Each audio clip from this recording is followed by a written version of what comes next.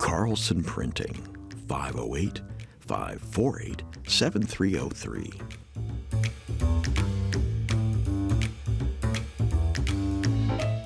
Our email address is carlsonprinting@gmail.com. Carlson Printing, for all your printing needs. Hosting services for fctv.org are provided by MegaNet Communications. MegaNet offers a wide array of internet services, including Mega Backup Cloud Service, server colocation, T1, fiber, Metro Ethernet, as well as telephone services such as hosted PBX and digital voice. Their #1 goal is to keep your communications network up and running and allow you to focus on growing your business. 877-634-2638 or meganet.net. John's Liquor Store, 729 Main Street, Falmouth, 508-548-2287.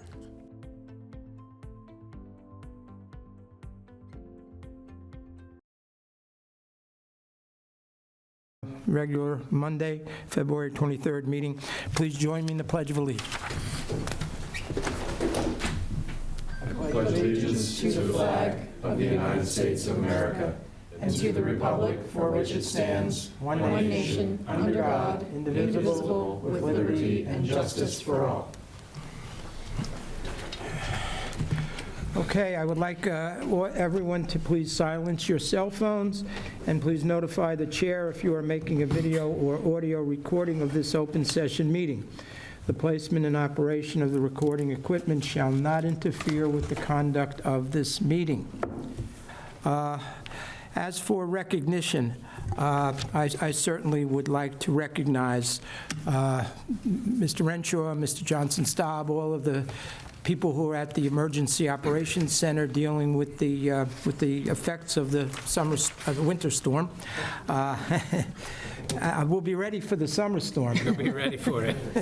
And certainly all of Mr. McConerty, DPW, all the people have been working essentially around the clock, tirelessly doing what they could do. Is our response absolutely perfect? No, it couldn't be, but it was as good as it possibly could be under the circumstances, and we appreciate all that was done for the residents of Falmouth. So thank you.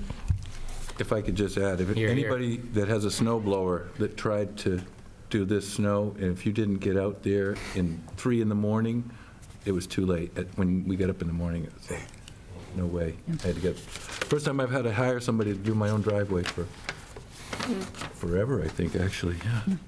I'd just like to add to the recognitions, our school district staff and some youthful volunteers who have been keeping the warming center going.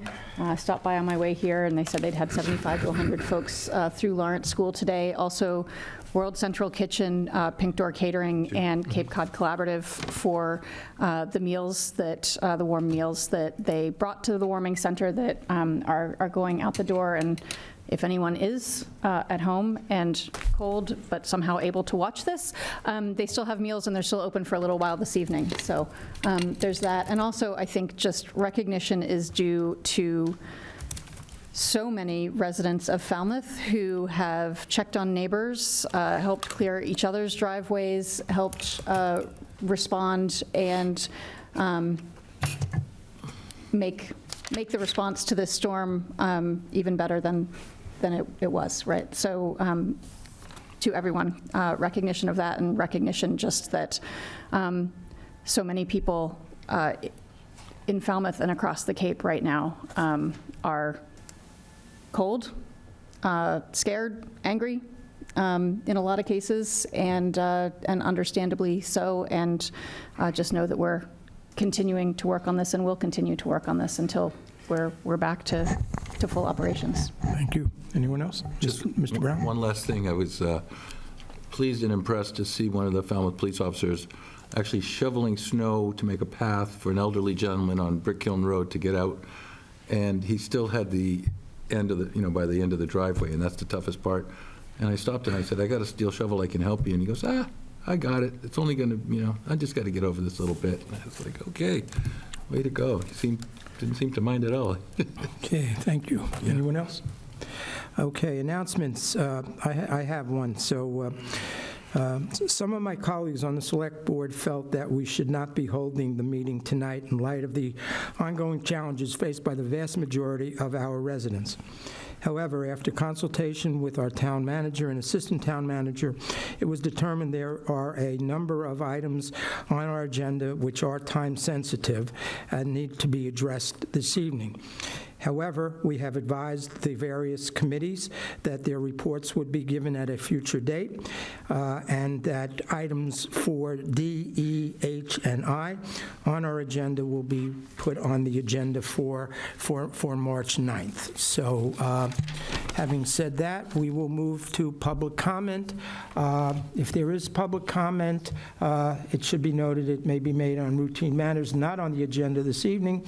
Comments are limited to 2 minutes. Please introduce yourself.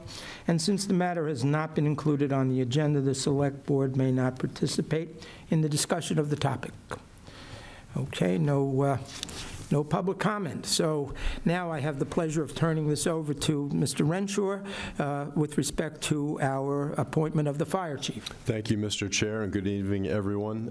Before I introduce our appointee for the next Falmouth Fire Rescue Chief, I want to give the community and the Select Board kind of an overview of the process, just so everyone is aware. As some of you may know, the town retained the services of the same recruiting firm that we utilized for the police chief recruitment a few years ago, Public Safety Consultants, LLC. They assisted us with this fire chief recruitment. They designed and conducted what we all consider, Peter and myself consider, a very professional assessment center to evaluate our finalist candidates. My office established a resident interview panel comprised of 6 community residents from throughout the town and 3 senior staff members. Mr. Chairman, the Select Board, a total of 35 applications were received during the recruitment period. We did have to extend because we noticed that there was a bit of a delay in posting to the Massachusetts Fire Chief webpage, so we did extend the recruitment. But a total of 35 applications were received. 4 candidates ultimately were selected to move on to that final round of interviews and assessment phase, which were conducted on January 9th and January 10th, respectively. Following this very thorough recruitment and evaluation process, and by thorough, I mean it was thorough, I want to thank Public Safety Consultants for the job that they did, and certainly all of the candidates for the work and the effort that they put in. But following that whole process, we are very, very pleased to bring forward Mr. Jeff Lewis. Jeff is here tonight with his wife. Jeff has actually been here with his wife since Saturday, I believe, earlier. And so we appreciate Jeff's patience as we navigated Winter Storm Hernando, which came through with a vengeance. But at any rate, Mr. Chair and Select Board, I want to introduce Mr. Lewis as my recommendation for appointment to the Falmouth Fire Rescue Chief position. Mr. Lewis brings more than 31 years of progressive full-time fire service experience, which includes very extensive experience in leadership positions, both within the firefighting and emergency medical services field, fire suppression and inspections, emergency management, technical rescue, and large disaster response. Emergency response and emergency management are certainly one of Jeff's skill sets.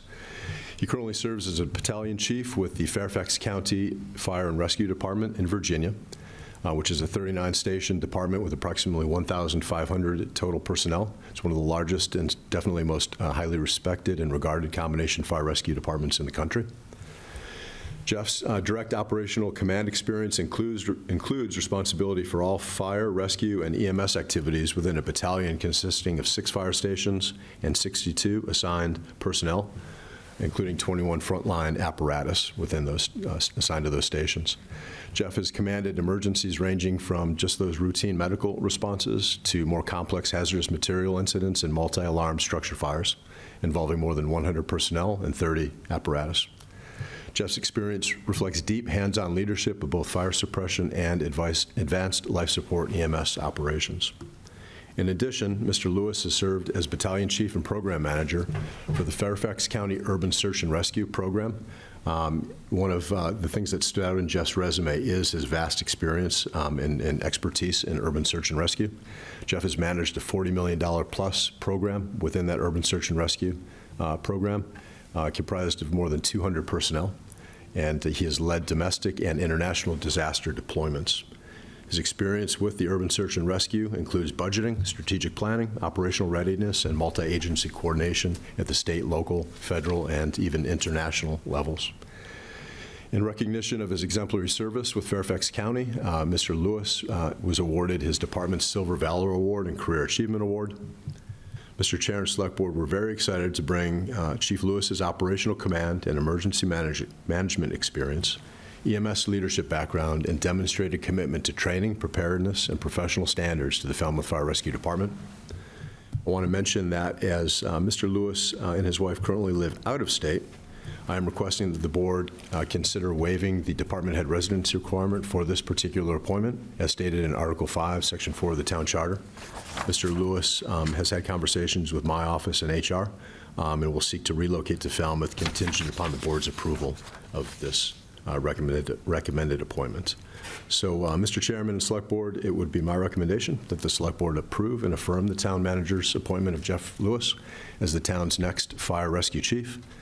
We're also recommending, as I mentioned, that the Select Board consider waiving that department head residency requirement for Mr. Lewis, as stated in Article 5. And with that, Mr. Lewis, I don't want to put you too much on the spot, but again, I want to thank you for your patience as we kind of tried to get the roads cleared out and through this storm. But did you have a few words that you wanted to say to the board before? Certainly. If you could step up to the podium. To knock over the chair.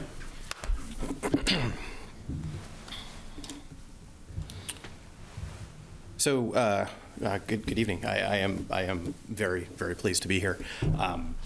As I know you have a very full agenda, I will be very brief. Chairman, members of the Select Board, town leadership, and the community of Falmouth, I thank you very much for placing trust in me, and actually, I am truly honored to be considered for appointment as the fire and rescue chief for the town of Falmouth. As the first potential chief from outside the department, I acknowledge Falmouth's proud history, respect the work that has been done before me, and appreciate the opportunity to help lead the next chapter. As I mentioned several times during the selection process, if you were to ask me to create the perfect department for me to step into, this is it. And I just regard this as a phenomenal opportunity. Leadership roles in public service are full of challenge and opportunity, and what I can guarantee you is full commitment and effort if I have the opportunity to collectively leverage the history and successes of the department to ensure that it is the finest agency it can possibly be. Thank you. Just one question, Mr. Renshaw. When would Mr. Lewis be able to start his That is a great question. We're currently, following what I hope is a positive affirmation of my recommendation. We'll negotiate that start date with Mr. Lewis. We're hoping to get him in as soon as possible. Okay, thank you. And Mr. Chair, and there may be some other questions, I'd be remiss if I didn't, and I don't think Mr. Lewis is going to mind me acknowledging the great efforts of Acting Chief Chad Apston. I want to personally thank Chad for his professionalism, dedication. This is one of the gentlemen that hasn't slept much over the past 3 days. He's literally he took that role of emergency management director, and he's just really run with it. So I'm very proud and very pleased with Chad's professionalism and dedication. So thank you, Chad. Yeah, thank you. Mr. Brown? Yes, if I could, I'd just like to ask you a question about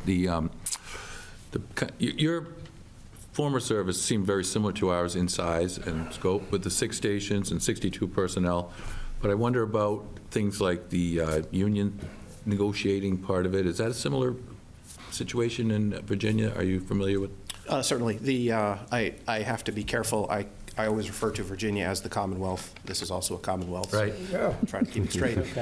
In the Commonwealth of Virginia, just relatively recently, in the past few years, it ceased being our right-to-work state. So we actually went through the process of negotiating a collective bargaining agreement with the local that represents the majority of the personnel within the department.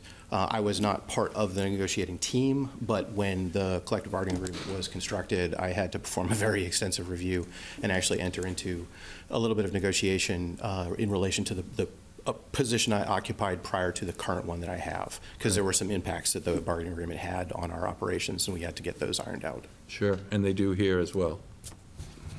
Right, thank you. I'm glad you're familiar with that. Anyone else? Yes. I know Fairfax County as a whole has contributed personnel to efforts as far afield as California, Hawaii in some cases. But I'm guessing that emergencies the like of what we've been dealing with here this week are not terribly common in Fairfax, Virginia. And I'm just curious if you, from having been here for the past few days, if you have any observations or thoughts about some of the kinds of events that you'll have to lead responses to. Well, I can say without a doubt that your abilities to clear snow are exponentially better where I currently reside. Short answer, yes, I guess. We have a different set of natural occurrences where I currently work. Most of them involve water events, but we have had several widespread local events, and certainly with my previous experience with USAR, I mean, it's ranged all the way up into extraordinarily complex disasters. I can't say that I'm 100% prepared for everything. No one is, but I certainly feel that I'm well grounded in what I would need to manage events here. Mr. Reed? Yeah, having the benefit of living in the Commonwealth of Virginia for a short time in D.C., I truly know the emergencies that you have to deal with. We live those, and you have a very hard job down there. My question is, in today's world, it's no longer just about incident and command response. It's also crisis communications and public info kind of response as well, kind of in tandem. Can you talk about that from your perspective in Fairfax, how that has kind of evolved and the dual role and the dual nature of both? Yes, it is amazing. Nowadays, nothing travels faster than the speed of social media.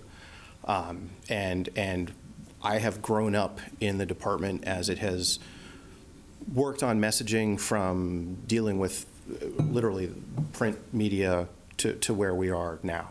And as the department has grown with those challenges, I have had the opportunity to grow with it. From a simple messaging standpoint, I do have PIO experience, so there's that piece of it. And then also from a department perspective, where I currently work in inspections, it is vitally important that you have the ability to communicate the appropriate messages to the community regarding their safety and regarding what they can do to keep themselves safe and regarding what they can do to work with the department collaboratively to make the entire community safe. So yes, I think it is a crucial aspect of what we do, and it's going to continue to evolve, and I hope to continue to evolve with it. Sounds good. Thank you. Yes, Mr. Brown?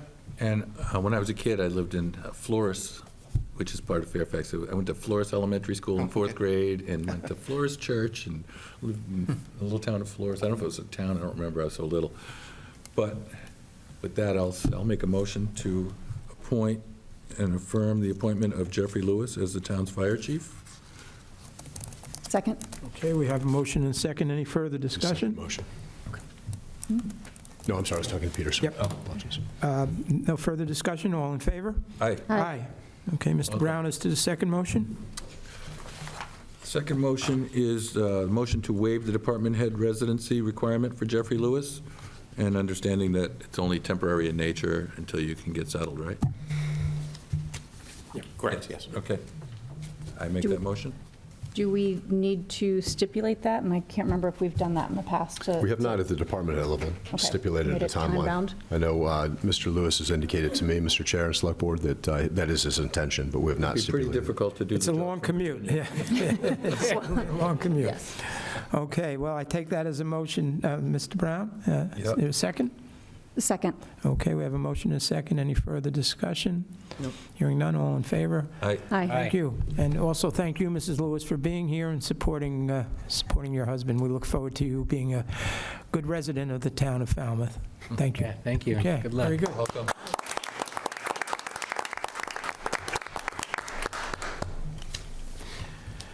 Okay, we're going to move on very quickly to the consent agenda.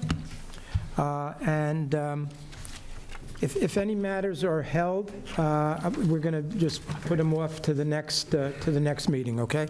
So the first is license, consider a vote to approve an application from Historic Highfield, Inc., located at 56 Highfield Drive, Falmouth, for 2 special one-day wine and malt liquor licenses for Falmouth Jazz concerts on Sunday, March 1, 2026, and Sunday, May 3rd, 2026. Administrative orders. Consider a vote to approve the petition of NSTAR Electric Company, DBA Eversource Energy, and Verizon New England, Inc. for permission to install 1 new JO pole to be labeled 108/73, approximately 135 feet from 108/72. This work is necessary to provide electric service to 481 Quaker Road in North Falmouth. Number 2, consider a vote to approve a request from the Police Department to expend funds from the DARE Grant Donations Account, 28-210-5210-5780, in the amount of $3,005.05 for the purpose of purchasing items to collaborate with the children of the Town of Falmouth and Falmouth Public Schools. Number 3, consider a request from the 250th Anniversary Task Force for a variance to sign code Section 184-7 placement and 184-32 off-premises signs to hang banners containing quotes related to the American Revolution and with information on the Falmouth Historical Society's exhibition on the American Revolution on poles on Main Street. Hold, please. Okay. Consider a vote to approve a request from Falmouth Commodores Baseball Club for a variance to sign code 184-7, placement and section 184-32, off-premises signs to hang Falmouth Commodores flags on the light poles on Main Street. Hold, please. Number 5, consider a vote to approve a request from St. Barnabas Church for a variance to sign code 184-30C, special events for the display of temporary promotional signs in excess of the number of days permitted, and in excess of 32 square feet on the property at 91 Main Street. Sorry. Number 6, consider a request from Falmouth Farmers Market for a variance to sign code 184-32 off-premises signs for 13 yard signs and sign code section 184-30C, special events for a banner at Mullen Hall School for the Falmouth Farmers Winter Market on Sundays until March 29th, 2026. Consider a request from the Falmouth Fireworks Committee for a variance to sign code section 184-30C, special events to hang a temporary banner at the south end of Falmouth Heights Ball Field for the 4th of July fireworks. Number 8, consider a request from the Coastal Resilience Specialist to apply for a grant under the FY27 Municipal Preparedness Vulnerability Program MVP Action Grant for Water Main Resilience. Number 9, consider a request from the Falmouth Fire Rescue Department to apply for the FY2026 Firefighter Safety Equipment Grant. And number 10, consider a request from the Falmouth Fire Rescue Department to apply for the FY 2026 Student Awareness of Fire Education, SAFE, and Senior SAFE Grant. Okay, other than with respect to items 4 and 5, is there a motion? 3 and 4. Oh, I'm sorry, 3 and 4. I move approval of the consent agenda with the exception of administrative orders 3 and 4. Second that. Okay, we have a motion and a second. All in favor? Aye. Aye. Okay, with respect to your holds, is this something that we would want to be able to have the applicants here to be able to discuss? If we do, then I'm going to recommend that we just put these over to our next agenda item. Yes, I would move that we, postpone these items to the next meeting. Okay, that's what we'll do. Thank you. Might I ask what the concern might be? I have, Confidential? I would say, slightly different concerns on each of the two, and would also, I think, like for this board to discuss the new sign guidelines that were part of the package here that I don't think we've seen before, so. Okay. Okay, so, fine. We'll put those over onto the next agenda. Okay, so now we have a public hearing to discuss and consider a vote to approve a request from Anges, yes, and Hollis Hirschfield of Devour Artisan Eatery for a variance to the flow-neutral bylaw for a proposed increase in seating of the restaurant at 352 Main Street, Unit 3, parcel ID 38A09004000A. Dr. Goldstone for the notice, please. I apologize, Mr. Chair, Here you go. struggling with my technology this evening. Thank you. Okay. Notice of public hearing. Notice is hereby given that the Select Board of the Town of Falmouth will hold a public hearing, it says Monday, but Wednesday, February 25th, 2026, at 6:45 p.m. in the Select Board meeting room at Town Hall on the application of Anges and Hollis Hirschfield of Devour Artisan Eatery for a wastewater flow variance under Chapter 180, Section 56 of the Code of Falmouth, the so-called flow neutral bylaw for increased flow for a proposed increase in seating of the restaurant at 352 Main Street, Unit 3, in said Falmouth, parcel 38A09004000A, per order of the Select Board. That was published with the original meeting information on Friday, February 6th. Okay, Mr. Renshaw? Thank you, Mr. Chair. As you see in your packet, a building permit application has been submitted by the owners, operators of Devour Artisan Eatery, which generated the review under the flow neutral bylaw. The property is within an existing sewer service area, and the existing building on the property is connected to the municipal sewer system. The applicants propose to increase the seating of the restaurant from 12 seats to 45 seats in order to enhance the economic viability of the business. And I direct your attention to an email from the business dated February 19th to that effect. Wastewater superintendent and the health agent on behalf of the Board of Health have reviewed this request and submitted memos, and you please reference those attached. The proposed increase in seating requires the flow neutral bylaw variance because it would increase peak wastewater flow from the parcel by more than 10%. The proposed redevelopment would increase peak or Title V wastewater flow from the parcel by 1,155 gallons per day. It was determined that sufficient capacity does exist for this redevelopment. There's an 80,230 gallon per day average annual permitted discharge capacity remaining for flow increases from by right development and from flow neutral bylaw variances. The outfall, as you all know, the outfall discharge is being projected to be available by 2032. And again, Mr. Chair, Select Board, copies of both the memo or email from the health agent regarding the Title V septic and the memo and determination by the wastewater superintendent that adequate capacity exists are included in your packet. Okay, would the applicant like to step up to the podium in case we have some questions? Sure. Thank you. Introduce yourself. Hi, my name is Agnes Hirschfield, and I'm speaking on behalf of myself and my husband, Hollis Hirschfield. We're the owners of Devour Artisan Eatery. We've been business there for 6+ years, and we're really just trying to get a little bit more usage of your sewage pie, and hope that you all will look favorably upon it. It's very helpful to us. I think you can see in my letter, I kind of wrote down a bunch of stuff. I'm happy to read that letter out loud unless you want to just look at it yourself. We've seen it. Okay, great. Basically just requesting exactly what I asked for, and that, you know, we've, again, been in business for 6+ years, and last year we generated $600,000, $200,000 of that went to seasonal and summer jobs, mostly seasonal. We don't normally close down for the winter time. We like to be open, and we do a lot of stuff for the community, and we're just trying to continue to make it viable for ourselves and the community. And happy to answer any questions. Yeah, a couple.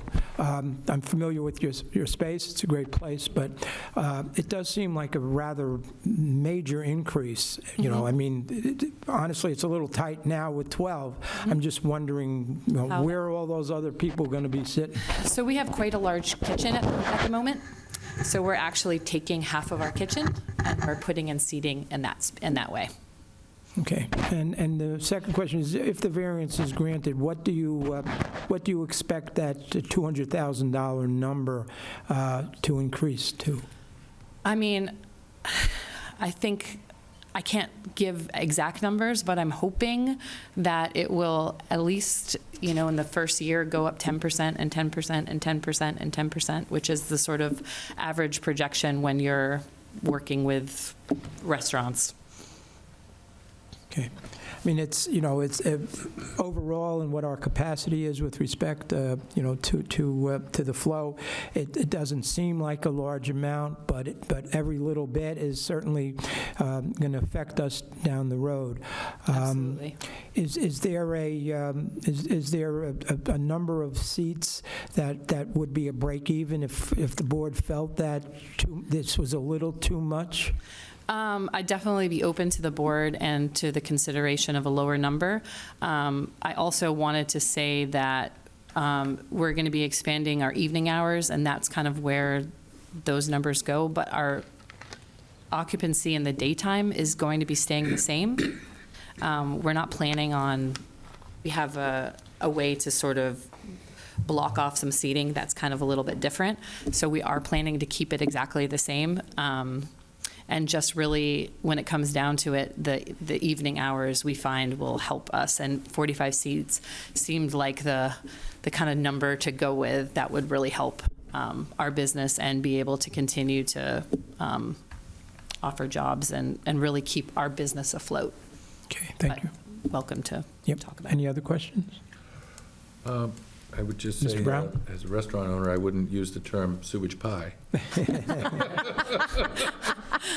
It's been a phrase that we've been using only because when I try to explain it to people, they're like, what? And I'm like, there's a pie, a piece of the pie, and there's one big pie, and we're trying to get a little piece, whatever. Anyway, so yes, I 100% agree with you. Well, that won't be like a specialty sandwich or anything like that. So usually, I'm not sure, but don't we usually have a proposed floor plan with these, or is that just with liquor license? We do have a Okay. proposed floor plan. Okay, I didn't see it in here, so I guess it's not really relevant to the conversation. It's about the flow.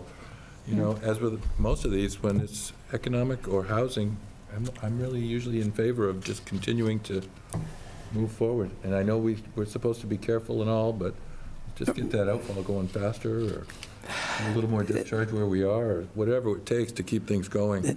Yeah, I certainly agree, but I do think, not necessarily for this application, but I do think that, and it was mentioned by our wastewater superintendent, Amy Lowell, at our last meeting, that we really, need to take a new look or a better look at the flow neutral bylaw to see if it can be improved a little bit, and I certainly think,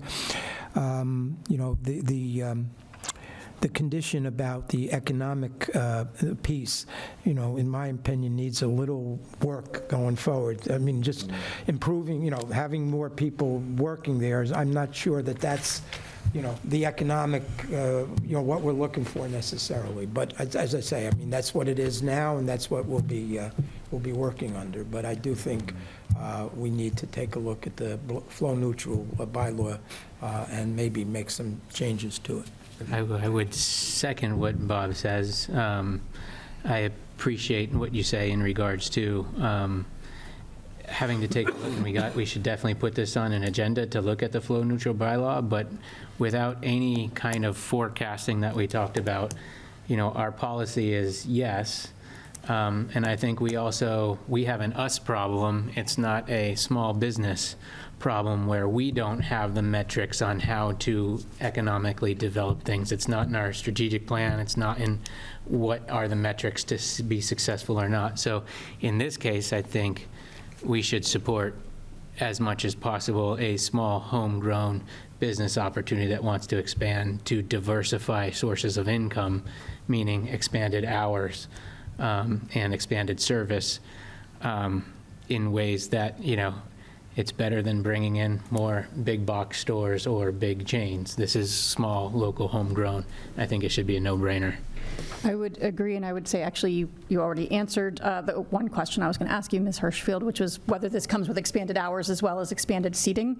And in my mind, that puts this into a different category where it's not just expanded seating, this is almost a new restaurant, right? This is an added option for dinner on Main Street that we don't currently have. And I think in that light, that pushes me from having started in maybe the category of, do we need to do the full thing to, I really think that we should.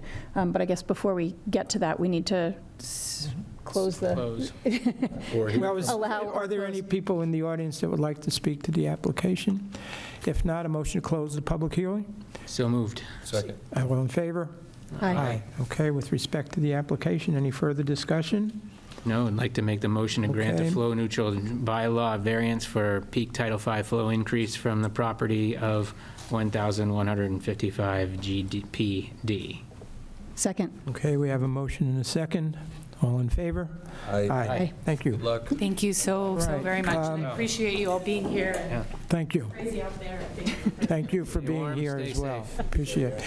I'm going to switch the agenda a little bit, and actually, I think it's a good time to ask Mr. Renshaw to give his supplemental report, which I think is going to deal with what's been going on here in town and what our response has been. So, Mr. Renshaw?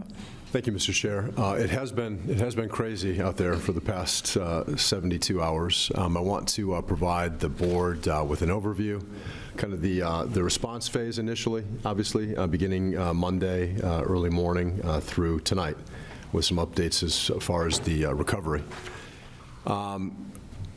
Winter Storm Hernando came through with a vengeance. We knew it was going to be bad. What's unique with this storm, and unique, I've managed along the East Coast, the Outer Banks with hurricanes. What was unique in the Southeast with ice storms, what was really unique about this storm is the amount of snow coming down at one point 4 inches per hour, with the addition of high winds. And that duo, that combination, really stretched our response resources pretty thinly. Our DPW crews began plowing immediately. There was a point on Monday where the visibility conditions dropped so significantly that it was difficult to maneuver the plow trucks, so they did suspend, but they picked right up again when the winds subsided a bit. Eversource response, I think, was good. I quite honestly, some more advanced staging I think would have been helpful. Would have bought us a little bit more time. I got the resources out in the field quicker. It's my understanding that they staged off Cape and then mobilized and moved on to the Cape on Tuesday, and that makes sense. I mean, I'm not an expert. Don't get me wrong in terms of repairing lines. A lot of the conditions, they can't send the bucket trucks up when wind speeds are in excess of 35 miles an hour, so it wouldn't have made much sense to have bucket trucks out. One of the conditions that we experienced on Monday, late afternoon into the evening, however, was a lot of downed power lines arcing and sparking when I was in the EOC. Monday through Monday night, that was a huge concern, and it made it difficult for our plow crews, obviously, to get out and do their business. So we had a lot of, during the response phase, and now extending to the recovery phase, we saw a lot of issues with facility generators, most significantly. And we were dealing with that right up through this afternoon, was the Gifford Street Water Treatment Plant, which is our primary plant and the only plant right now that's kind of producing. So it was critical that we kept that plant going. We had issues with the generator supplying power to the plant once we lost power in that area. And it required us to reach out and partner with, and we're very grateful for Eversource. They identified a generator, and it was a large generator, 1,750 kilowatt generator, which is large.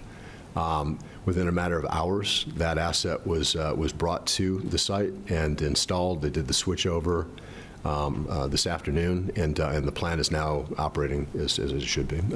So that was huge for us, because that could have been a significant issue if we lost that. We had about 2.5 million gallons in the air, they say, in storage tanks in reserve, but we've been using throughout the event about 2 million gallons per day. So we can all do the math. We had about a day's water stored had we not been able to get the plant online. So that was significant. So we're very grateful to Eversource and that partnership for finding that asset and bringing it on.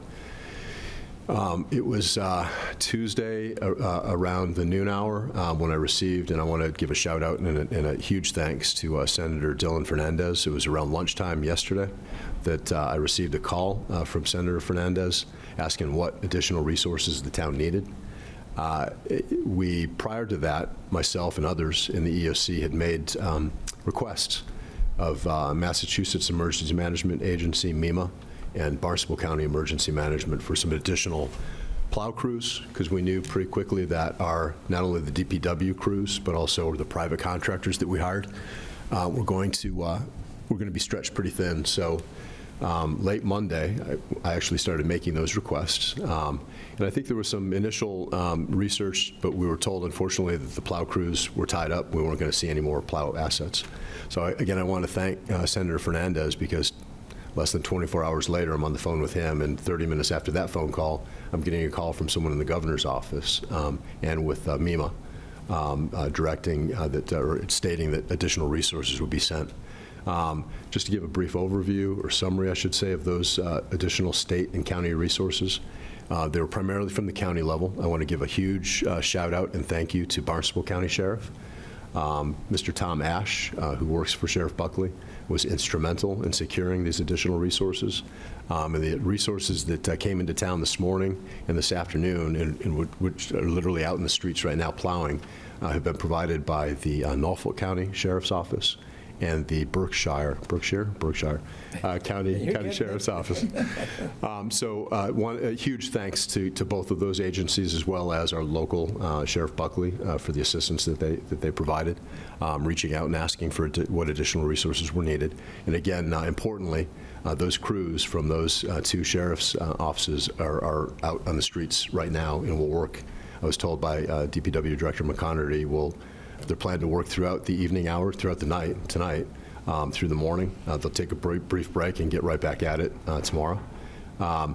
Where we're at now with regards to the recovery, and I want to thank the residents of Falmouth. I know there's a lot of frustration that things could have been done quicker.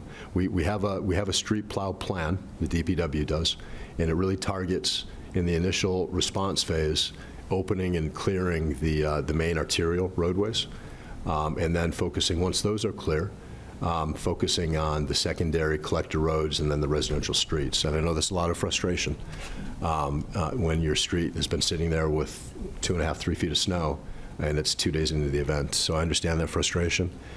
Crews now have moved, the plow crews, both ours and the additional assets, have moved from clearing the main arterial streets. Today actually was that transition from the main arterials to the collector and residential streets. So a lot of folks, and it was primarily in East Falmouth where that transition first hit. A lot of folks are seeing now their streets being plowed. I want to be very clear, though, that the initial response is to plow and open the roadway. DPW crews will go back later and clean up the roadways, but right now it's just basically meant to clear a path. And I know that's a lot of frustration too. Some folks are saying, well, it's not down to the asphalt. This isn't very much of a plow job. But the intent is for this first pass is to basically open it up and make it safe for passage.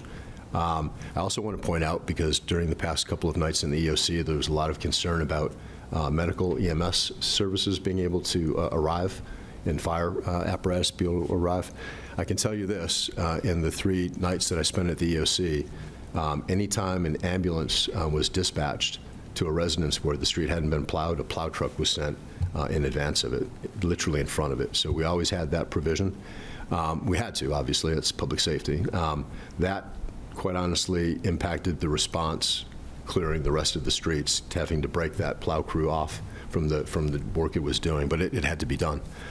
Where we're at now, as of this evening, when I left the EOC at about 5 o'clock, we were at 68% of the 400-plus lane miles of road in Falmouth had been plowed. Again, that first pass, maybe not down to the asphalt, but that first pass. And they're continuing to work throughout tonight and tomorrow. I think folks are going to see a significant impact and difference tomorrow throughout both east, west, and north Falmouth. Again, we're now starting to get really into the collector and residential streets, so I think people will be pleased with that response, and it'll be more visible tomorrow. Eversource has an embedded representative in the EOC.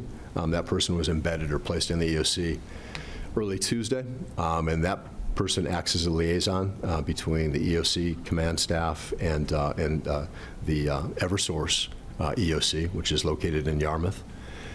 And that person has been instrumental in providing the updates that we've been trying to place onto social media over the past 13 hours, 14 hours or so. We've been trying to get more information out. Right now, Eversource is at about 68%, maybe 70%. 60% of 60 folks that are still without power. So they're working diligently on their end to repair. One of the major issues that we have currently outstanding is the Main Street corridor, and consisting of the police department, rec center, senior center, that corridor. That is a main kind of a circuit that they thought they were close to a solution last night, but they had some remaining issues. So they're sending out crews along the Gifford Street corridor with, I don't remember the name of the apparatus, but it basically senses and it kind of breaks along that main line, that hub. So we're optimistic that they're going to have some resolution to that issue sometime either late tonight or tomorrow. But again, I want to thank the Eversource crews. I think there's 138 Eversource crews. It started out at 87, I believe, and they've added to that over the past 24 hours. So I think there's adequate resources on the ground now, both ours and the two sheriff's offices that I mentioned, as well as Eversource. So I think our recovery efforts are going to progress. People are going to see a lot more visible results beginning tonight and into tomorrow morning hours. Mike, could you discuss a little bit about the, what is it, the RAV system that we have for people to sign up for notification? Oh, yeah. So, you want to just mention that so people know how they might be able to get real-time updates? So we have, and some folks, we have about 20,000 people that have subscribed to the RAVE, R-A-V-E, alert system. And I recommend for folks who want kind of real-time updates via text. The feature requires that you go onto the site and subscribe to it. It's on the a couple of places, but certainly right now on the public safety page. If you go to the homepage of Town of Falmouth, you'll see the public safety, under departments, public safety, and there's literally a link for emergency preparedness, I believe. Mm-hmm. Open that link and you can see the link to sign up. I've done it. I did it 3 years ago when I came on as town manager, just to keep tabs of a couple of different. But what residents will see, folks interested in subscribing, is a list of 30 or 40 different categories. And so they can literally subscribe to those areas of interest where they want to see. And in particular, specifically, I should say, to this event, snow removal, inclement weather response are two tabs that I think I would encourage people to look at. We're still building the system out. But as I said, there's about 20,000 subscribers now, and it's just another for folks that perhaps don't have a Facebook account, because we use social media extensively to get information out.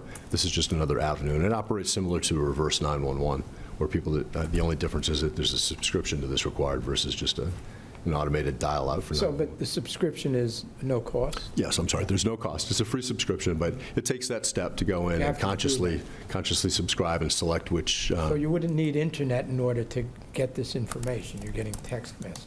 Correct. Right. Once you subscribe. So Facebook, because Facebook, obviously you need internet. That is correct. And it's another avenue, another path, I should say, for information to flow, and without having the internet as a requirement. I signed up for it today. I was, I thought that I had been receiving, I'm pretty sure I've been receiving them in years past, and I hadn't really noticed that lately I wasn't receiving them.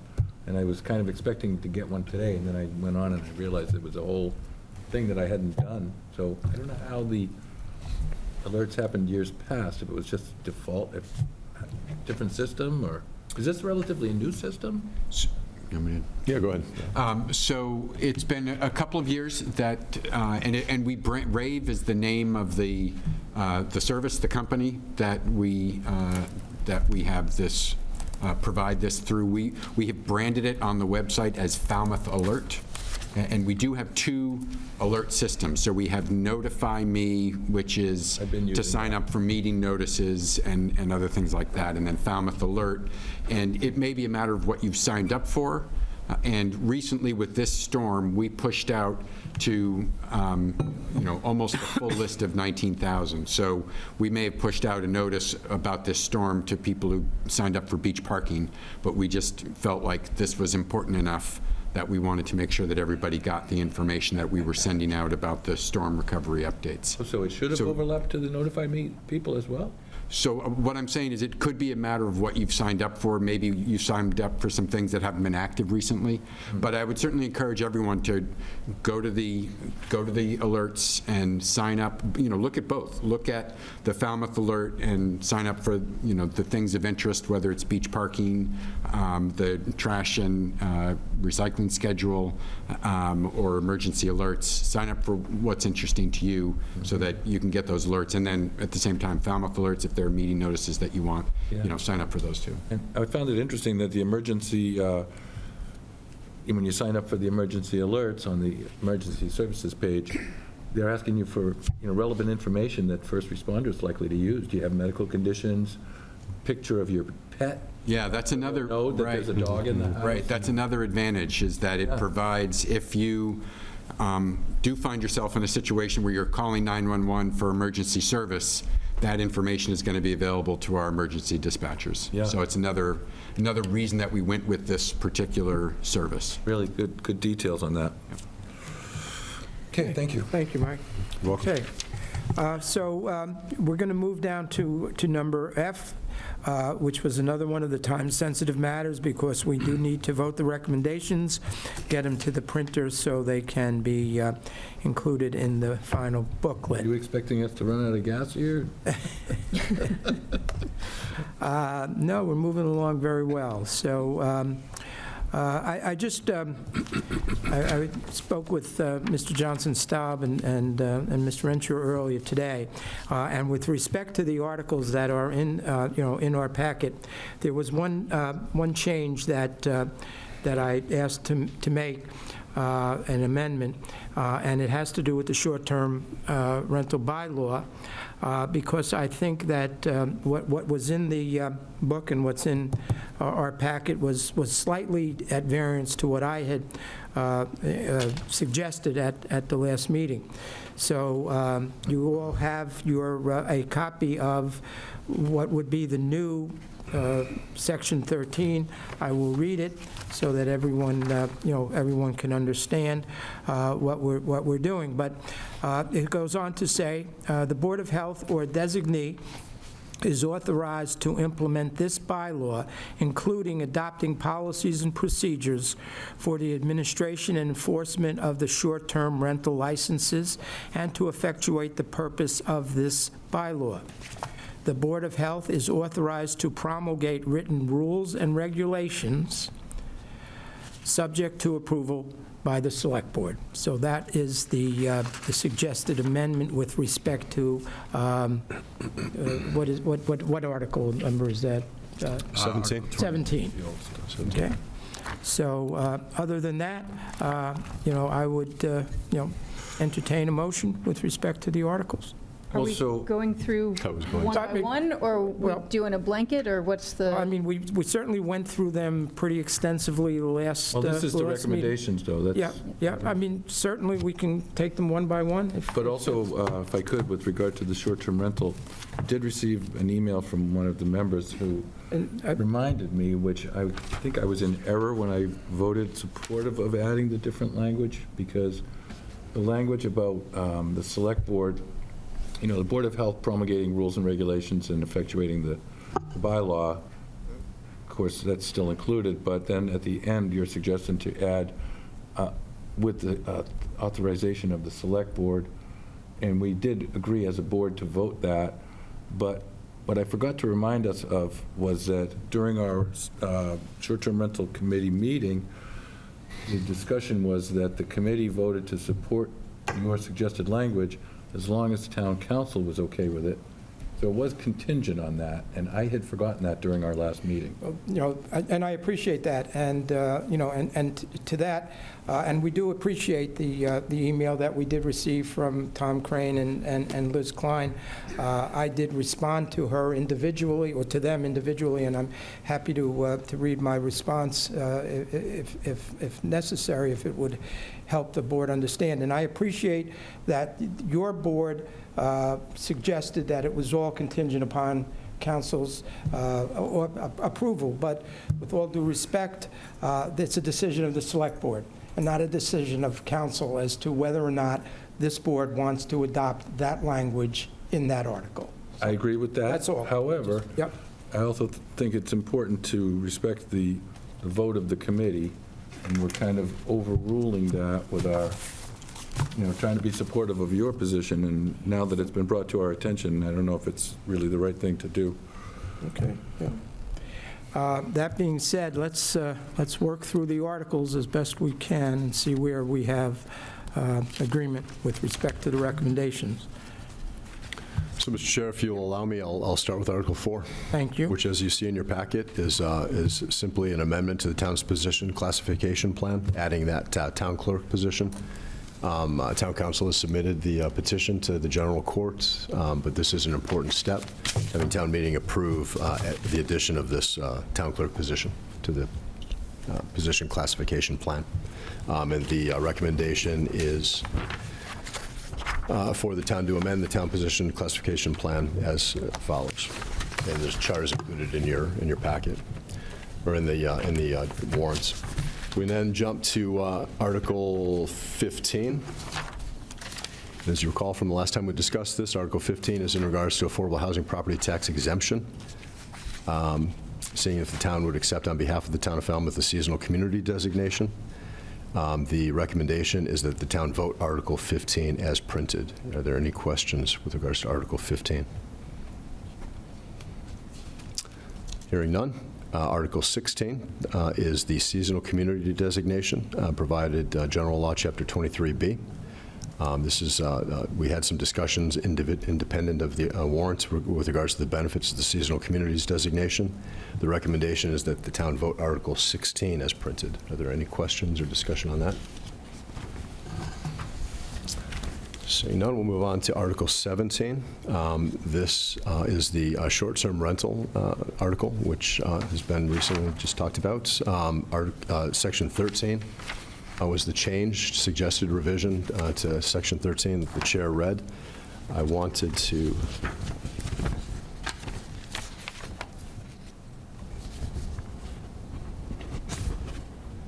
I just wanted to bring the board's attention to that, and it's included in a separate sheet that the assistant town manager passed out. And currently, the recommendation is that the town vote Article 17 as printed, or with this suggested revision, as the chair indicated. Any further discussion or questions on that? Question regarding the edits that we just got. We are constantly getting these at the last second. Could you please give me or us a little bit of the intent behind the change? What is the change? Sure. So, this has been going around for a while. I don't have that. You don't have this? Here you go. You handed it out just before you arrived. So, I'm sorry. Okay, thank you. Okay. So, the issue, Mr. Reed, from the beginning, when I started to ask that the select board retain some authority with respect to rules and regulations, which is consistent with what the town of Nantucket has put in their bylaw with respect to regulations that could be adopted by the Board of Health, subject to the approval of the select board of the town of Nantucket. The question had been raised that it seems, and the email that we all received seemed to suggest that this board was somehow trying to have concurrent authority with the Board of Health, which we're not, that we want to have some administrative oversight of the Board of Health, which we don't. So when we took a closer look at what had been printed, as a result of our last meeting, in light of those comments, I didn't want it to seem like the Select Board was going to be having any say with policies and procedures that the Board of Health might want to adopt in administering this law, this bylaw. But with respect to rules and regulations, I've said it enough. I think the Select Board needs to have that. So the intent of this change is to, further the understanding that the Select Board has nothing to do with the administration, with the oversight, with the concurrent authority of the Board of Board of Health. All we are doing is retaining the right to approve written rules and regulations that they want to adopt, which are different than policies and procedures, and that's where that change is coming from. Sorry, I have a feeble mind. Can you describe the differences between rules and regulations and policies and procedures for this specific? Yeah, I mean, my understanding, policies and procedures are, how they're going to, administer the bylaw, whereas rules and regulations are, and it's not that you have a feeble mind, but rules and regulations are more substantive, more impactful.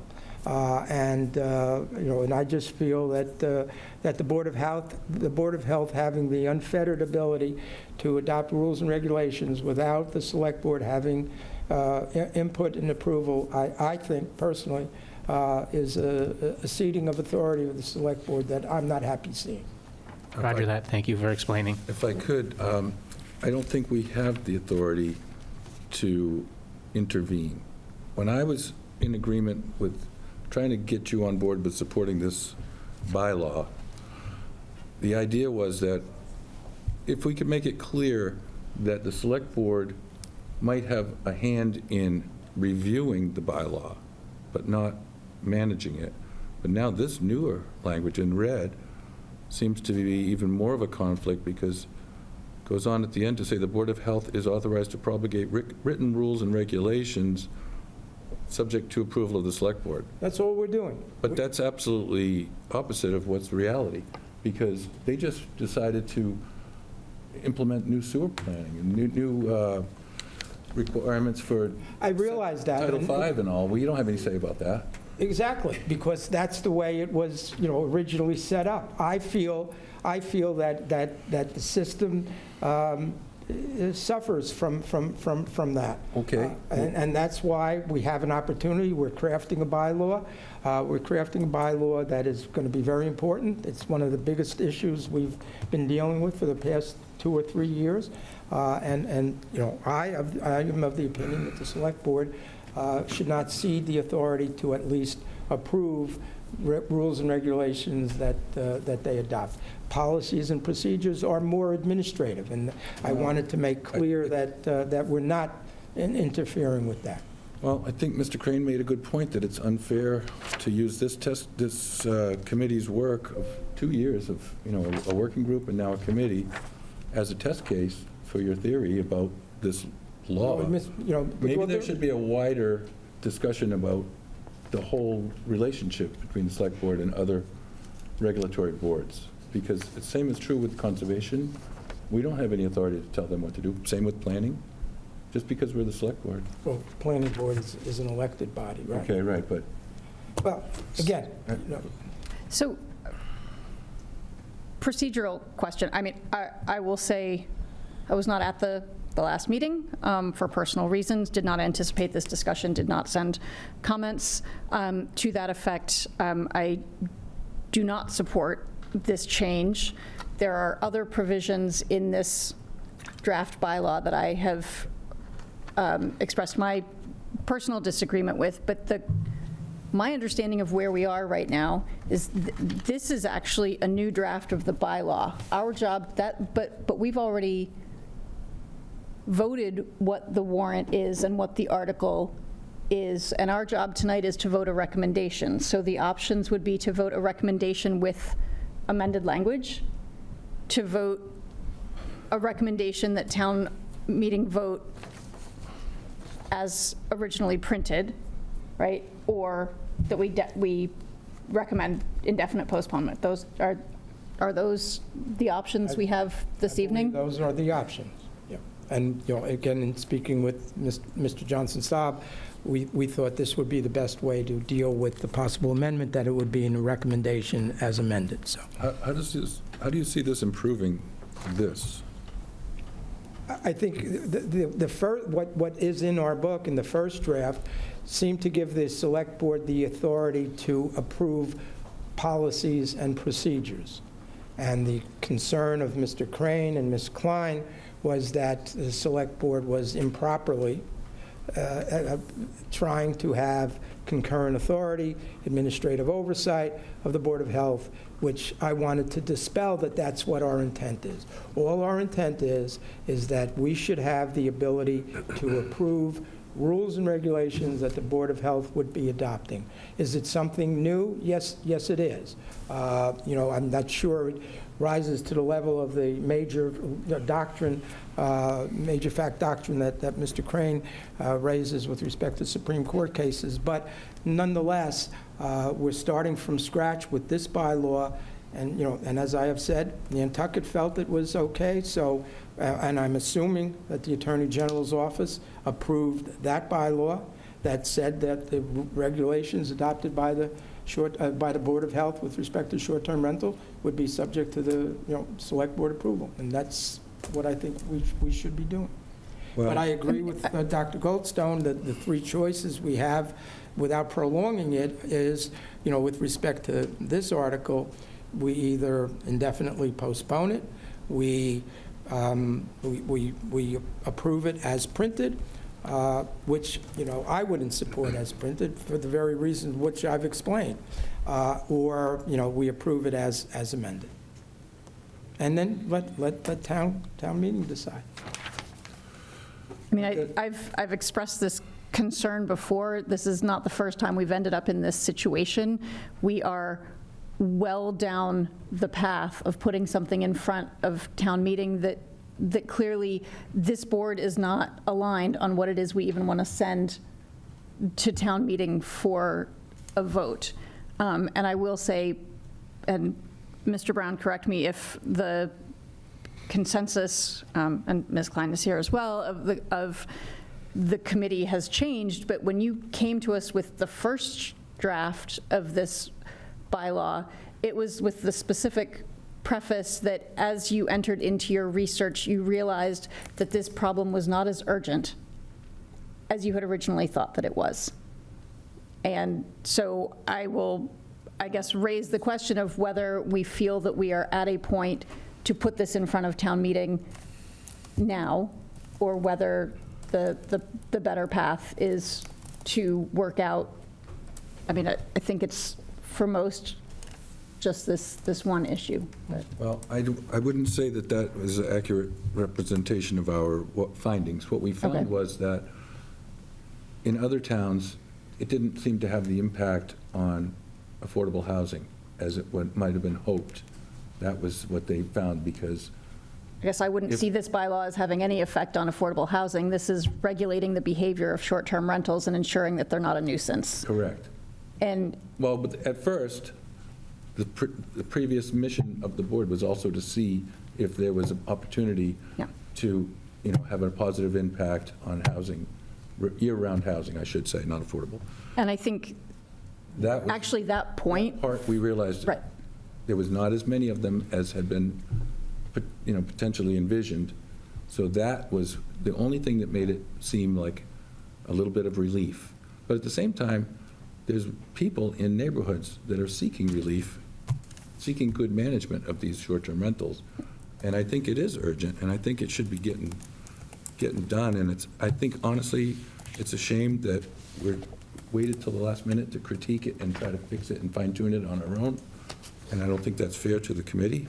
So I guess I would say that in that context, right, this is a bylaw to regulate the behavior, the safety, the potential nuisance to neighbors, those are all things that are squarely within the purview of the Board of Health. Right. And I see no reason why the Select Board, as the executive policy setting board for the town, needs to be involved in that. I don't see it either. So I don't see a need for the Board of Health, for the Select Board oversight of the Board of Health in this Everyone matter. keeps saying oversight, and there is absolutely no oversight intended as to what this Select Board would do. The only thing that this provides is that if the Board of Health decides to promulgate rules and regulations, that this board has the authority to approve them or not.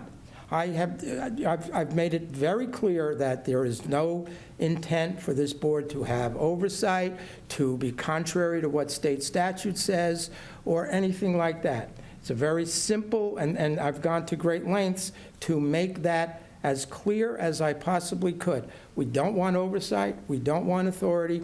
All we are is asking that if they're going to promulgate rules and regulations, that we have a look at it. And I will tell you this, as I'm sure many people have heard, with respect to the IA, with respect to the regulations that they have adopted, and they did a wonderful job in going through it, but a lot of people said, where was the Select Board on this? Nothing we could do with that.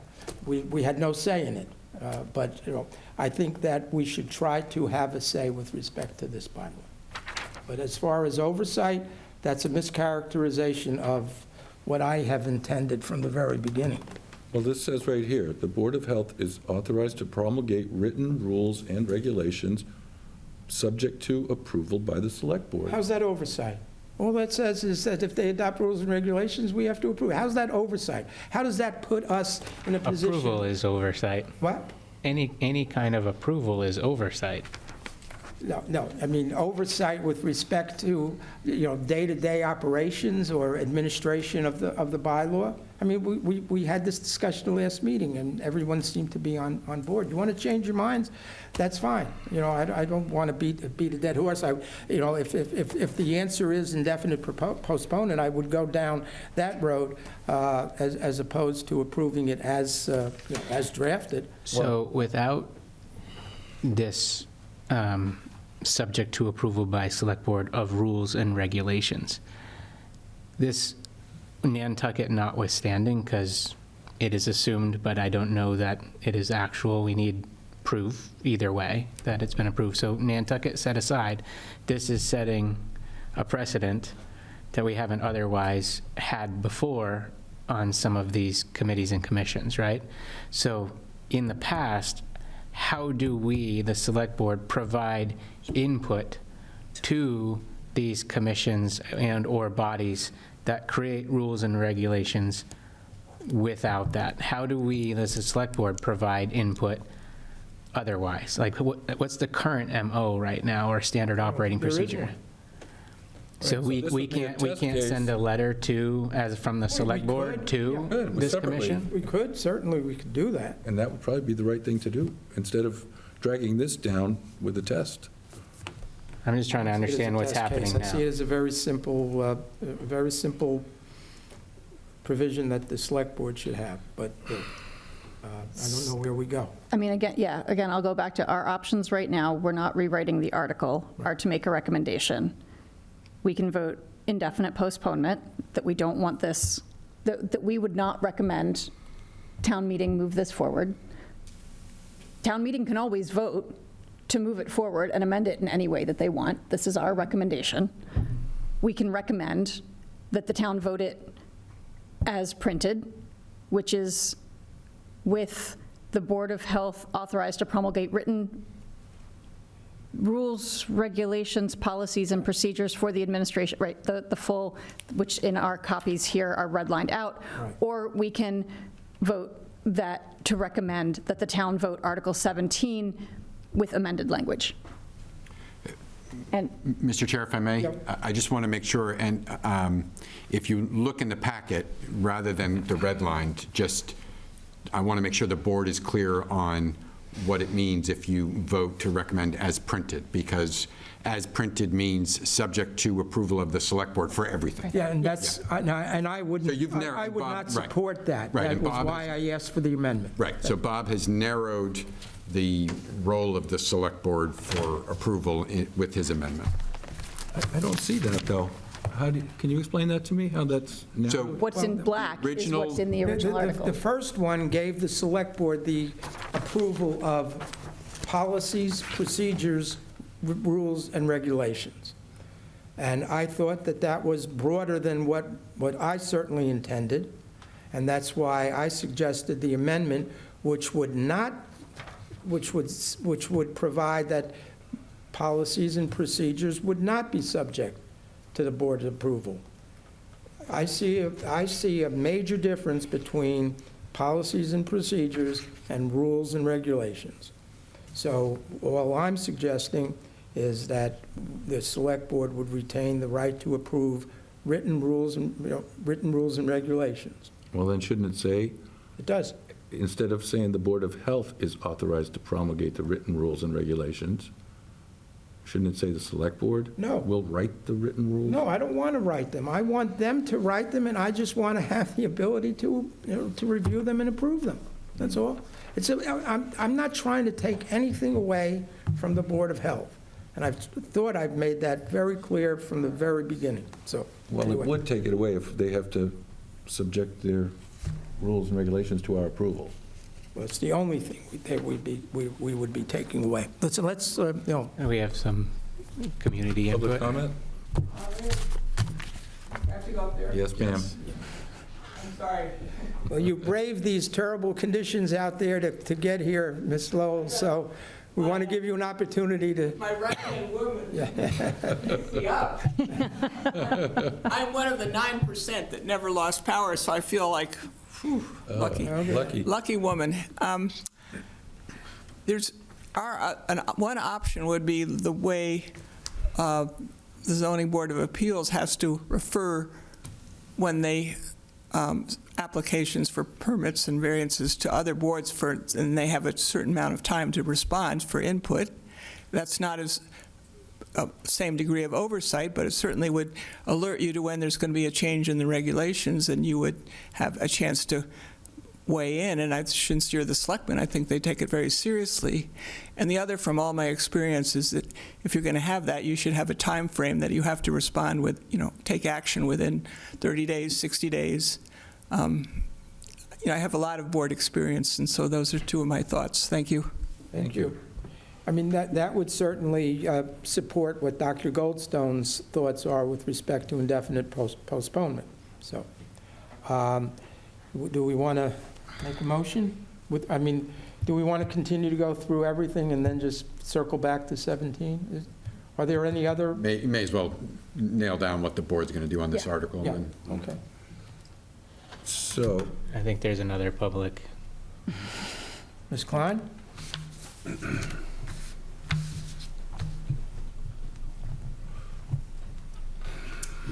Elizabeth Klein, Precinct 6, and member of the Short-Term Rental Advisory Committee. Dr. Goldstone, to your point, I would argue for a fourth possible avenue, which is to make the recommendation with a different amendment text. And so I have it pulled up here the way that it's printed in your packet. And I, along with Mr. Crane, agree that this has opened up a broader conversation, and so we would encourage the board to move ahead with simply striking "subject to approval by the Select Board" from the last part of the last sentence of Section 13. That sentence would then read, the section would read, "The Board of Health or designee is authorized to implement this bylaw. The Board of Health is authorized to promulgate written rules, regulations, policies, and procedures for the administration and enforcement of short-term rental licenses and to effectuate the purpose of this bylaw, period." I think that's what we should be doing, because it was pointed out to us clearly that it was an error, on my part at least, on agreeing with your suggestion, which I tried to do to get you on board with this at the last minute here, but. So I don't feel like we're making a lot of progress toward any consensus, so I'm just going to put a motion out there. Move that the Select Board vote a recommendation that the town vote Article 17, amended to strike the phrase "subject to approval by the Select Board" from Section 13. I would second that. Okay, we have a motion and a second. All in favor? Aye. Aye. Opposed? Okay. Thank you. I'm sorry, Bob, but it just... No, you I'm don't happy need to take it up, though, apologize. because if you want to have that bigger discussion, I think Well- might be warranted, but... Okay. What other items are we dealing with? Did you want me to continue on, or just jump to, we have a petitioner article, Article 24, that I see the petitioner here. Are there any more of our articles? There are. No. Run through those? Yeah, real quick. Article 18. Okay. There's an amendment, consideration of an amendment to Chapter 172 of the Code of Falmouth, rental property. It's a companion article to 17. The recommendation is that the town vote Article 18 as printed. Any questions or discussion? Article 19 is an amendment to the Code of Falmouth, Chapter 75, alarm systems, strikes out false alarms entirely, replacing it with the language included. And the recommendation is that the town vote Article 19 is printed. Okay. Article 20 is a vote to amend Chapter 199 of the Code of Falmouth, streets and sidewalks. This pertains to discharges onto public streets and sidewalks.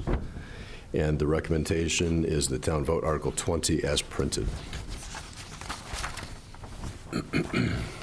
Article 21 seeks an amendment to Code of Falmouth, Chapter 160, peddling, soliciting. And the effect, basically, and the language is included, amends the town's peddling and solicitation bylaw to allow the police department to establish and maintain a list of residents who simply wish to opt out of receiving in-person commercial solicitations at their homes. And the recommendation is that the town vote Article 21 as printed. So would that eliminate the need to put up a sign in your yard saying no solicitors, then? They would have to look on that list and be bound by it? Or would they, because a lot of times these are just young kids wandering around. I think it would help to have both, but yes, it serves that same purpose, but with more force behind it. Right, thank you. You're welcome.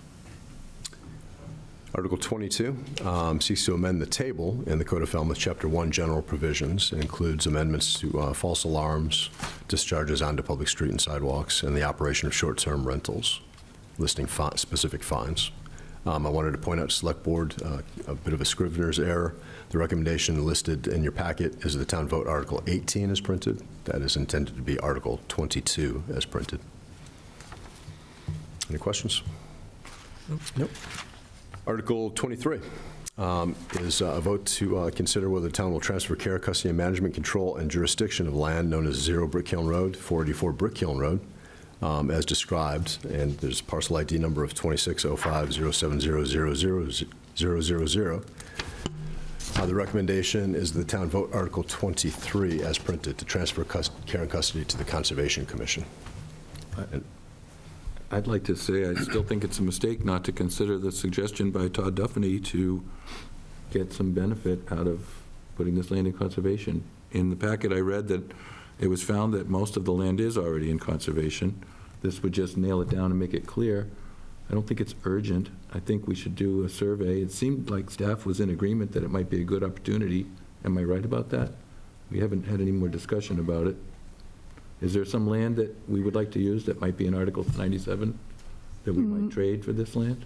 My understanding, based on the research presented for the petitioner's article that is the next one, is that this land is already likely protected and we're simply codifying that. And so Correct. that doesn't, I don't think, that certainly by the intention of Article 97 is not a swap. If what we're doing is fortifying existing protections, we would have to be protecting new land. So. Are you sure that's true, though? That's my understanding of an article, that we would have to be conferring new protection in order for it to apply as an Article 97 swap, correct? I think it would have to be evaluated by the state. And the more the more detailed an evaluation that's required, the longer it would take to make that evaluation. Part of the reason we're doing this exercise is that it's simply not clear whether these parcels are protected. In 484 Brick Kiln Road, it's not clear that it was. Yeah, and I certainly am endorsing the whole concept of doing this. I just wonder if we're losing an opportunity to get some benefit if there are some parcels, and maybe I'm wrong, but when we were doing the police station search committee, didn't it come up that some of the parcels that we were looking at were in protection that were surprising? And we maybe would want to have that land to use for other reasons. It might not really be valuable habitat. Yes, if I could, Mr. Chair? Please. So I'll, I want to weigh in just to sort of describe the lay of the land as I understand it. I'm not intending to try to push the board one way or other, or the other on this article. So yes, we certainly have found there are parcels of land that we might at some point want to develop that have Article 97 restrictions. Two that come to mind, the school administration property, the softball field, well used as a softball field, so not a small thing to take that out of softball use and put it into some other non-recreational use, but that's one. And similarly, very briefly, we looked at the athletic fields on Sandwich Road, would be a prime, next to the Hatchville Fire Station, would be a prime place to put a municipal facility, but it's a well-used recreational field. If we wanted to put another, critical municipal facility there, that would have to come out of Article 97 protection. So to have land that could be swapped so that you could create athletic fields on, 40 foot for Brick Kiln, for example, that might be a valuable swap. Now, having said all of that, at this moment, we don't know that we want to put a facility at either of those two properties, and it's a lengthy process to go through that we may not want to go through just, in case for some theoretical future. If we know that there's a need, then, then that would certainly be a worthwhile exercise. So it really does come down to how urgent is it for those who feel like, look, the select board isn't just going to willy-nilly develop this property. We're not in any rush. You might say, let's hold off on putting any more protection here. For those that say we had a scare and we don't want to ever allow a future select board to potentially develop this, then you might want to protect it right away. I'm going to come back to, we're at the point of voting recommendations on articles that we already had this discussion and voted as a board that we were ready to put this on without an Article 97 swap. I think what you're talking about means, well, voting to recommend indefinite postponement. I think actually voting to recommend indefinite postponement for Article 23 is the right thing to do anyway, because it's redundant with petitioner Article 24, because that parcel is included in the list of parcels covered in Article 24. But I mean, But if Article 24 doesn't pass, then what happens? Right. I mean, the order that they're in, people would be voting Article 23 without knowing if Article 24 was going to pass. I guess I would say let's put them all.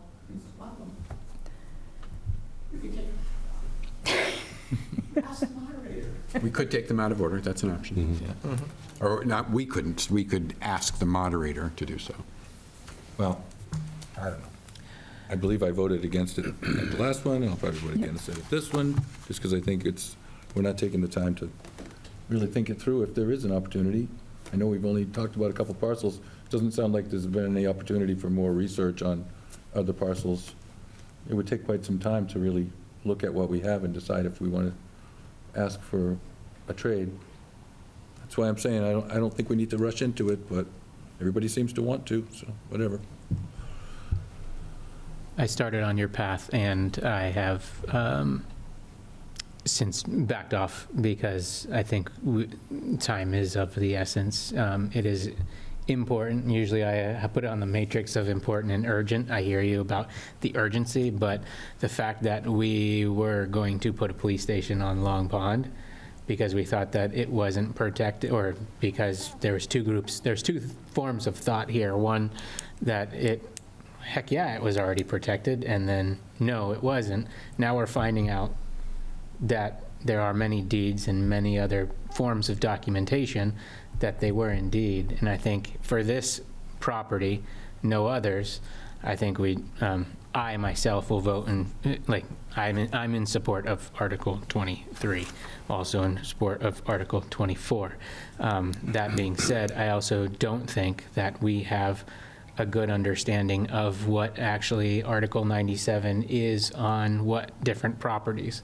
We're assuming it's on some and not on others, and my take on it from some of the research that's been presented thus far is that Article 97 is not on some of the properties that we have said that it's on. Okay, well, that just makes the case even more that we should figure it out before we do this. That would seem to support indefinite postponement. I think my point is, because there's inconsistencies in the data and inaccuracies in the data, it's better to go into full protection than not, especially on Long Pond. That's just my take. They're not making any new land anytime soon, so. That doesn't make conservation any less important. In fact, I would argue it makes it even more important that we ensure we hold ourselves to that. Okay. Question for council regarding the interaction between Articles 23 and 24. Would there be any problem, since they're essentially redundant, for that parcel, would there be any problem with both of them being voted in the affirmative? Because 24, or should we,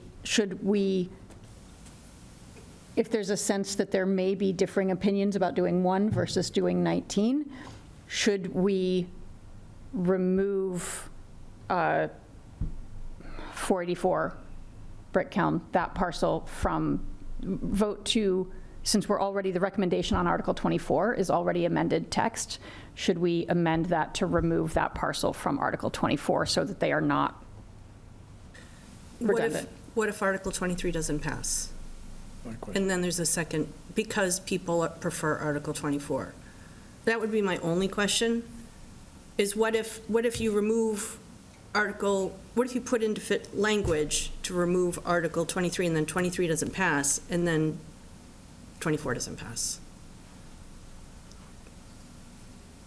So my question was, is there any problem if they do both pass? No, there's no problem if they do both pass. And I just want to add another procedural tidbit, if you will. That's the official word I'm looking for. When I'm looking at Article 24 in particular, I want you all to remember that all town meeting can do is authorize you to act. There's a second part of this procedure after town meeting votes to approve or not approve these articles, but if they'd vote to approve 24, then it is contingent upon you to go through and decide which parcels, and you have to vote to dispose of that land to change the disposition of the land to a different purpose. So you can go through parcel by parcel, and after town meeting, when I've had time to go through everything and can say, these ones need to be transferred, these ones do not need to be transferred, you can vote those individually. All the vote of town meeting is doing is allowing you to make those decisions. Okay, that's not how I read it, because it is actually saying to transfer, not authorizing the select board to transfer. It's a two-step process. So the land can't be transferred without a vote of town meeting and a vote of the select board. So without one or the other, the land can't be transferred. So here, we're just doing the first step, where town meeting is going to vote to authorize you to do it, and then you have to vote to dispose of the land and designate a purpose in accordance with the vote. Is that only with respect to Article 24? It's for any... It's for 23 and 24? It's for 23 and 24. Thank you. Yeah. Any kind of transfer of land. Thank you for that clarification, Council. Well, we're dealing with 23 at this point, right? We're going to recommend indefinite postponement here?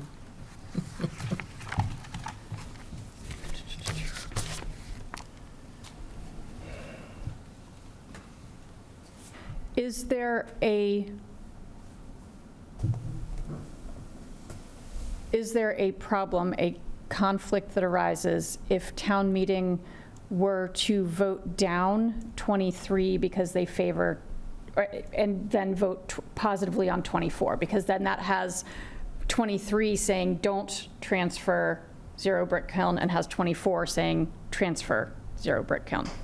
You could still transfer, as long as there's a second positive vote, no matter what that We're not first saying vote not to is. transfer on Okay. 23. We're No, I'm just trying to indefinitely- figure out, because there's the redundancy between the two articles, if we get ourselves into some sort of weird jeopardy if they both go to town meeting as is, and it sounds like I think there's what- not, and I'm overcomplicating it, and we should just Yeah, vote there's no to double recommend both of jeopardy. them. And realistically, we'll have a better sense of town meeting after the precinct meetings, and we'll be able to figure out the direction that this is going and whether both are needed.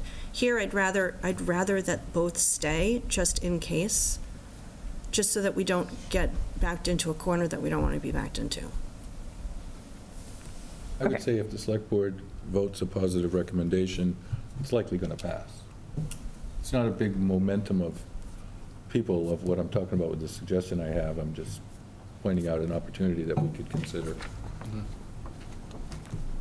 I'm in a mood to Try to move things rally along, so I'm going to move that we approve the recommendations as provided in our packet. Do I need to list all of the articles? For 4, 15, 16, 18, 19, 20, 21, 22, 23, 24, and we haven't gotten to 25 yet, have we? We have not. Okay. Through 24. As 17 as amended. Did you include 17? I did not include 17 in that didn't list include because that. that one was amended and we've already voted a recommendation for I that one. gotcha. So it's everything else through 24 as printed in our packets. I could second that. I'll say that originally, I was in agreement with Mr. Brown with respect to trying to think about possible future uses, but I have since come to the conclusion that we should vote Article 23 as presented, as printed. Okay. Are you going to, do we have to take Do we a have a vote? vote? Do we want to take a vote? Vote on We the were supposed to recommendations? vote All for, right, what, We have motion and a second? you have a motion, is there a second? I'll second. Mr. Reed? I don't know if I like voting them all together, but whatever. We have one additional article that I need We to have go 25 that we 25? still have to go through, but Okay. Yeah. Don't we usually vote them individually? I don't know. Seems funny. I don't think that's been the past practice to vote. them Yeah, I think often, there's consensus don't and you have breeze through it. controversy. Yeah, right. Right. So let's just hit on 25 real quick, huh? Okay, very quickly. Another petitioner article to consider vote to accept provisions of Massachusetts General Law 71, Sections 83 through 86. The recommendation is indefinite postponement. Anyone have any issue with respect to that? I don't have So enough I will information to say otherwise. Yeah. I will amend my motion to approve the recommendations as printed in our packet with the exception of Article 17. As amended, right? Well, no, it's not 17, included. we've It's already- not included in her Okay. amendment. Not including that since we already voted it. Okay. So all other recommendations as in our packet. Second. Okay. We have a motion and a second. Any further discussion? All in favor? Aye. Okay. Blocks me from complaining about 23, but okay. Okay. Parliamentary procedure. Actually, my intent. Okay. I have to stop complaining now. All right. So I think we're done with that, I believe. We voted all the recommendations. Where? So our next item is to discuss and consider an... What about 17, though? We didn't- voted, Already voted. we voted 17. vote. We did vote 17, excuse me. and you won. Okay, thank you. You want to reopen it? I'm happy. Didn't know it. I'm happy Wanted to to. make sure we voted. I'm happy to say that the Select Board are the elected officials in this town. Okay. The ones that are responsible to the people in the town. Yes, we And are. that's why I think we needed to do what I I suggested. I So, hear you. Okay, very good. Yeah, well, we thank Jessica and all the work you've done as well, Jessica. Thank you very much. Appreciate it. Okay. Just because I tried to slow you down doesn't mean I don't appreciate your work. We had an incredible team of researchers. Okay. Thank you. Mr. Chair? Yes. Do we, forgive me, but Articles 26 through 35 are all CPC. We took care of those already? Those are Or CPC those are- recommendations, not They're ours. recommendations. We don't have Okay, anything cool. to do with it. Just wanted to make sure we didn't miss something. Thank you. Thanks. Okay, then the last final item is to discuss and consider an appointment to the Cape Cod and Islands Water Protection Fund. Mr. Renshaw? Yeah, so real quickly, Mr. Chair, as you know, Peter has been serving in this position for over 3 years, I believe. He's been doing a great job. I asked Peter to put together a list of some of the duties, responsibilities, how often they meet. I understand that Peter's appointment has expired, so the request tonight, well, is basically a discussion, but if the board would want to consider a select board and an elected official serving in that capacity, this is an opportunity since the appointment is up for renewal, so to speak. But again, I've been very happy, very pleased with Peter's performance. I consider him a subject matter expert, and he's worked with the group for, again, over 3 years. But again, Mr. Chair, you had asked that this be on the agenda for discussion purposes tonight. I just wanted the board to be aware of what was involved, and if anyone was interested in the position, that we would certainly take that into consideration. Certainly, Mr. Johnson-Staub has done a stellar job the past 3 years. I think there's, as you looked in your packet, some towns have town management as the representatives, and some towns have select board members, and I just wanted to have the discussion to see if anyone on the select board had any interest in the position. And if you do, we would certainly consider it. No, I don't think any of us are going to get any more money out of that fund than Peter will. And while he may assess it as not a large time commitment, it is an additional time commitment, and I appreciate the work that you've been doing on that, so. It's very important. Okay, so do we have a motion to reappoint Mr. Johnson-Staub? So moved. I'll second. Okay, we have a motion and a second. All in favor? Aye. Okay, very Thank you, good. Peter. Congratulations. We have had Says with a the, question mark. anyone, have you had an Yes, you have. opportunity to review the minutes of January 28th? Does anyone have any corrections? I did get to review them. I would propose holding those. There were a few corrections that I wanted to suggest that I haven't had a chance to go through and Okay, That's itemize. fine. No We're no really urgency. in-depth. Very Yeah, well, in-depth. they are, they have been very, Yes. does AI have something to do with that? I don't We know. actually have another person that compiles the minutes, but Diane's involved in kind of reviewing, doing a QA. All right, well, we've already had Mr. Renshaw's supplemental report, unless there's something else in your supplemental report? No, Mr. sir. Renshaw? No, sir, nothing else tonight. Okay, any select board reports? Nothing urgent.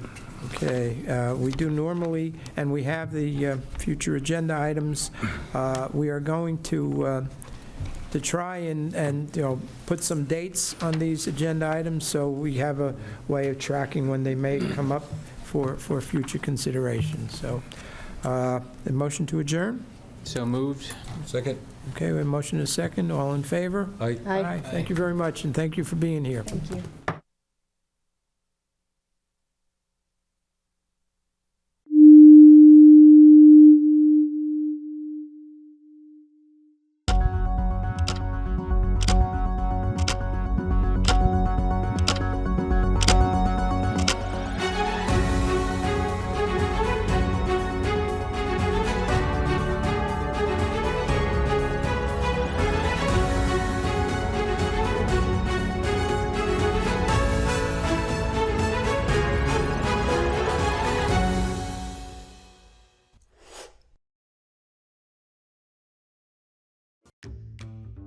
Carlson Printing, 508-548-7303.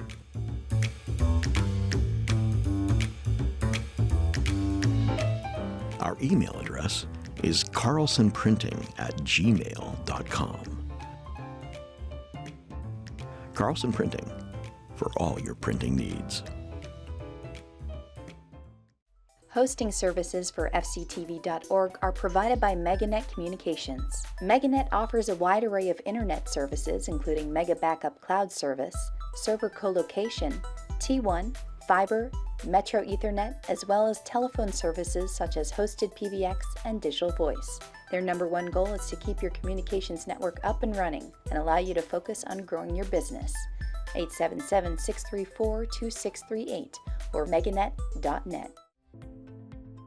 John's Liquor Store, 729 Main Street, Falmouth, 508-548-2287.